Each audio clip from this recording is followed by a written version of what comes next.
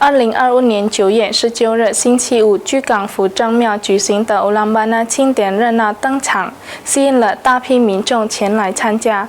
这一神圣传统以游行活动打开序幕，从下午4点持续到晚上，成为乌兰巴那庆典热闹开端的象征。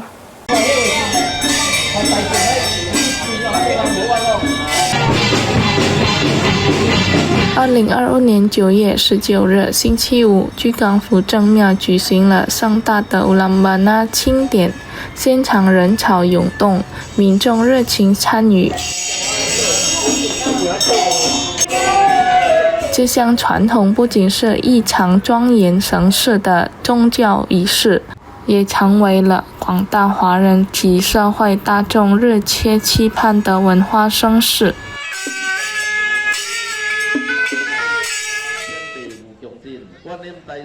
其中一位法师Junaidi表示，庆典从下午4点点燃莲花灯开始，随后进行热闹的游行活动，接着持续到晚上的祈福仪式，为整个庆典画上圆满句点。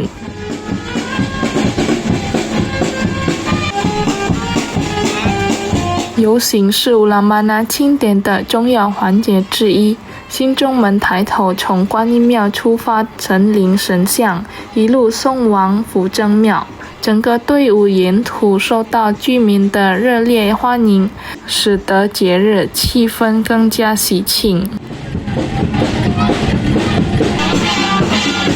Acara araan dari Kelenteng Surya King Kuan Im menuju ke sini.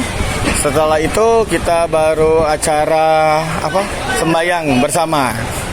Dan barusan diakhiri dengan pembakaran patung koto atau dewa setan kalau gitu. Dewa setan itu kita arak dari Dewi Kuan Im menuju kemari. Karena semua startnya dari Dewi Kuan Im, dari kelentengnya. Untuk memeriahkan acaranya gitu loh, rangkaian.